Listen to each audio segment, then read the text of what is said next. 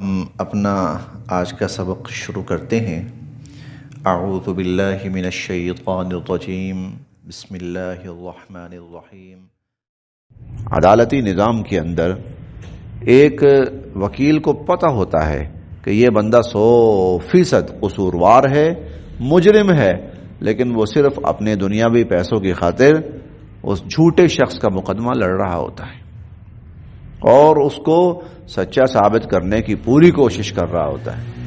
پتہ ہوتا ہے اس کو 100%، اور یقینی بات ہے کہ اگر وہ ایسا کر رہا ہے، اس کو پتہ ہے کہ میرا جو موکل ہے یہ قصوروار ہے، پھر بھی وہ اس سے پیسے لیتا ہے اور پیسے لے کر اس کو سچا ثابت کرنے کی کوشش اور بے گناہ ثابت کرنے کی کوشش کرتا ہے، تو ایک بات تو یہ ہے کہ اس کی یہ ساری آمدنی حرام ہے،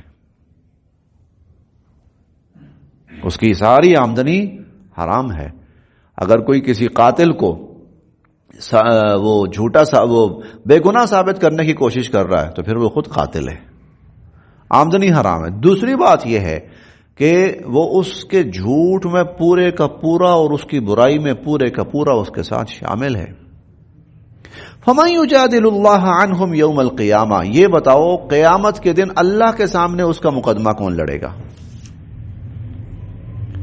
ہاں انتم ہؤلاء جادلتم عنہم فی الحیات الدنیا، یہ تم ہو نا، دنیا میں تم نے ان کے لیے جھگڑے کیے، دنیا میں تم نے ان کے بڑے مقدمے لڑنے کی کوشش کی۔ فمن یجادل اللہ عنہم یوم القیامہ، قیامت کے دن اللہ کے سامنے ان کا مقدمہ کون لڑے گا؟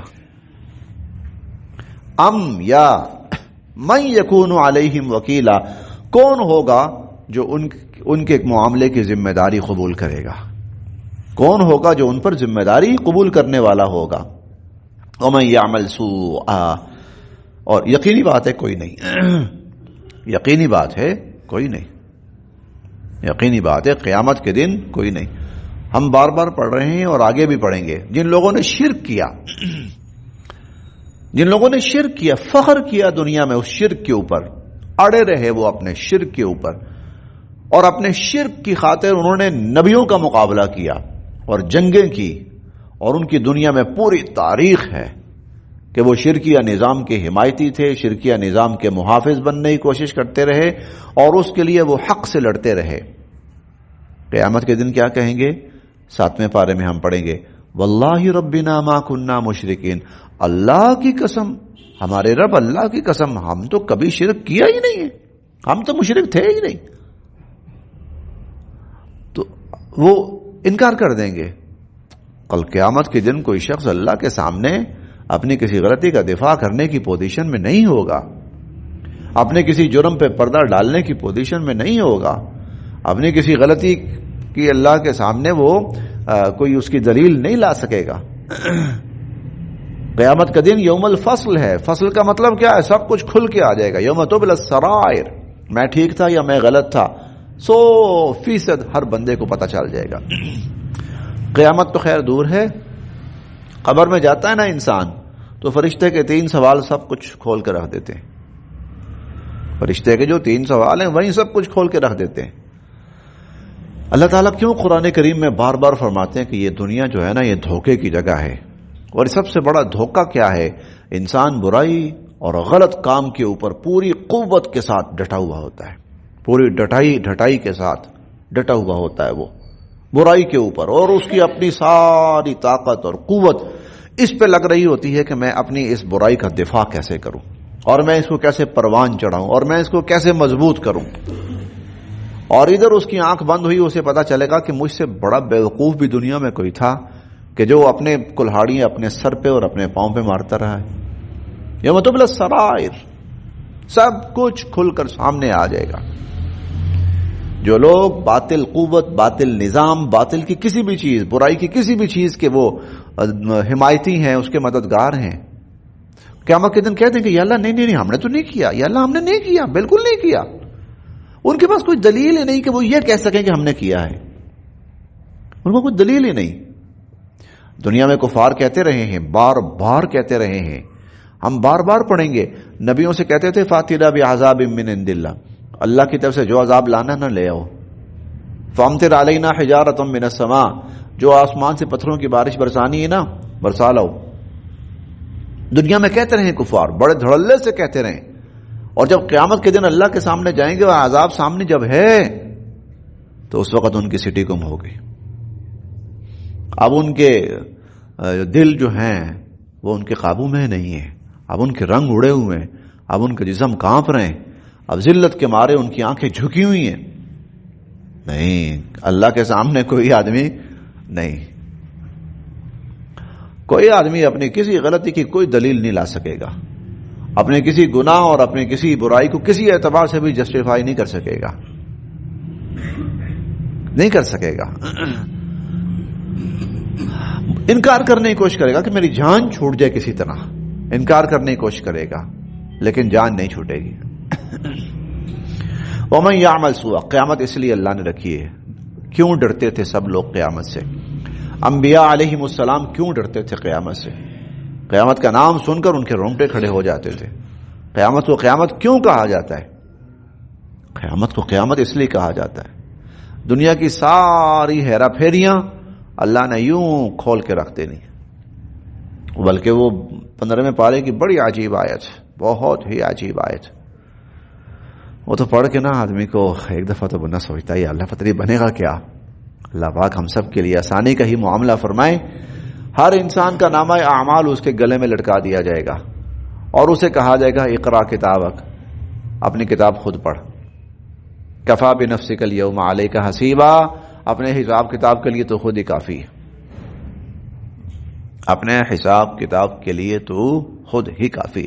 فمن یجادل اللہ عنہم یوم القیامہ، کل قیامت کے دن اللہ کے سامنے کون ان کے لیے جھگڑے گا اور کون ان کے مقدمے اللہ کے سامنے لے کر لڑے گا؟ اللہ کے سامنے کون ان کے کاموں کی ذمہ داری قبول کرے گا؟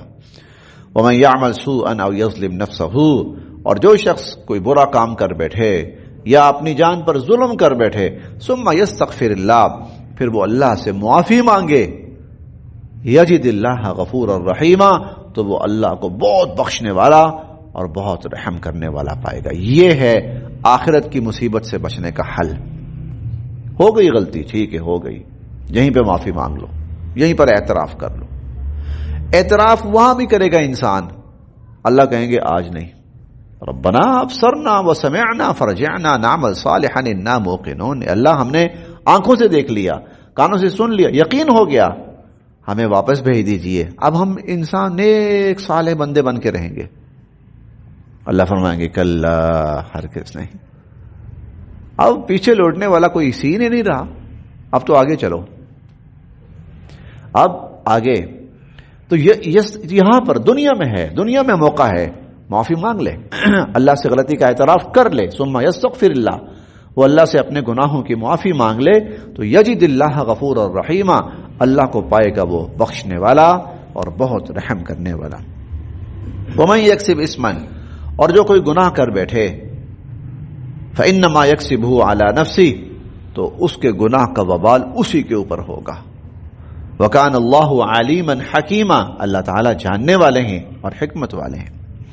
ومن یکسب خطیئہ، اور جو کوئی غلطی کرے، او اسمن، یا گناہ، ثم یرمی بہ بریئا، پھر اس کا الزام کسی بے گناہ کے سر پہ دھر دے، فقد احتمل بہتانا و اثما مبینا، تو اس نے بہت بڑا بہتان اور بہت بڑا گناہ اپنے سر لیا.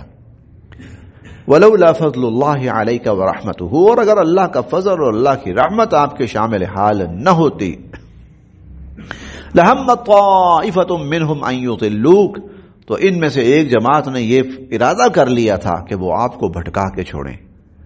وما یضلون الا انفسہم، حالانکہ وہ صرف اپنے آپ کو بھٹکا رہے تھے. وما یضرونک من شیء، وہ آپ کا تو ذرہ برابر نقصان نہیں کر سکتے تھے. وانزل اللہ علیک الکتاب والحکمہ، اللہ تعالیٰ نے آپ پر کتاب نازل کی ہے اور اللہ تعالیٰ نے آپ پر حکمت نازل کی ہے. حکمت کیا ہے؟ حضور علیہ الصلوۃ والسلام کے فرامین مبارک، وہ بھی اللہ کی طرف سے حضور کو عطا ہوتے ہیں، وہ بھی اللہ رب العزت کی طرف سے حضور علیہ الصلوۃ والسلام کو عطا ہوتے ہیں. وعلمک، اور آپ کو سکھایا، ما لم تکن تعلم، وہ کچھ جو آپ نہیں جانتے تھے. ایسے میں کوئی آپ کو بھلا کیسے نقصان پہنچا سکتا ہے؟ کوئی آپ کو بھلا کیسے بھٹکا سکتا ہے؟ وَكَانَ فَضْلُ اللَّهِ عَلَيْكَ، اسی لیے حضور علیہ الصلوۃ والسلام جو اصول قائم کر گئے ہیں ان میں غلطی کا امکان نہیں. جو اصول قائم فرما گئے ہیں حضور علیہ الصلوۃ والسلام ان میں غلطی کا امکان نہیں ہے. اس کی وجہ کیا ہے کہ وہ اللہ کی وحی کی روشنی میں تھے. وہ اللہ کی، حالانکہ دنیا میں اور بڑے بڑے لوگ گئے گزرے ہیں، انہوں نے اصول بنائے، 100 سال کے بعد دنیا کہتی ہے کہ ان کا اصول غلط تھا. 100 سال کے بعد دنیا کہتی ہے انہوں نے ان کا قائم کیا ہوا اصول غلط تھا. ایک طویل عرصے تک ہمارے سائنسدان جو تھے وہ ان کی تحقیق یہی تھی کہ یہ زمین اپنی جگہ پر بالکل ساکن ہے اور کائنات حرکت کر رہی ہے، باقی سورج، ستارے، چاند یہ ساکن ہے بالکل اور باقی متحرک ہیں. اور اس کے خلاف جب وہ ایک مشہور سائنسدان نے جب اس کے خلاف یہ کہا زمین متحرک ہے تو اس کو تو زہر کا پیالہ پینا پڑ گیا، اس کو سزائے موت دے دی گئی. یہ کیا بات کر رہا ہے؟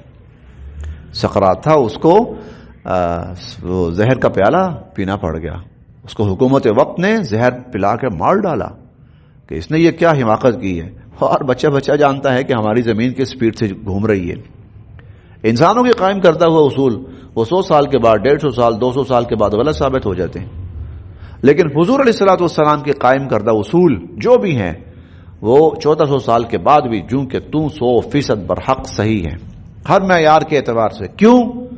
اس لیے کہ وہ اللہ کے احکام کی اور اللہ کی ہدایت کی روشنی میں قائم کیے گئے. وما یضرونک، اس لیے آپ کو کوئی بھٹکا نہیں سکتا. اے نبی صلی اللہ علیہ وسلم آپ کو کوئی بھٹکا نہیں سکتا، آپ کو کوئی نقصان نہیں پہنچا سکتا. کیوں؟ اس لیے کہ آپ اللہ کی دی ہوئی روشنی میں فیصلے کر رہے ہیں. اسی لیے ایمان والوں سے کہا گیا کہ حضور علیہ الصلوۃ والسلام کے فیصلے کو دل و جان سے تسلیم کرو. کوئی اس کے اندر اپنے دل کے اندر کسی قسم کی رنجش نہ محسوس کرو، دل کی تنگی اس میں محسوس نہ کرو. اللہ کے نبی سے آگے نہ بڑھو. ان کے فیصلے کیوں؟ وہ اللہ کی، میں اصول کی بات کر رہا ہوں. حضور علیہ الصلوۃ والسلام نے بہت سی چیزوں کے اصول قائم کیے. بھائی اس کا یہ اصول ہوگا، اس کا یہ اصول ہوگا، یہ اس اصول کی بنیاد پر یہ وہ اصول 100% سچ ہے، برحق ہے. آج بھی تو قیامت تک ایسے ہی برحق رہیں گے. وَعَلَّمَكَ مَا لَمْ تَكُنْ تَعْلَمْ، اور اللہ نے آپ کو وہ کچھ سکھایا آپ کو جو آپ نہیں جانتے تھے. وَكَانَ فَضْلُ اللَّهِ عَلَيْكَ عَظِيمًا،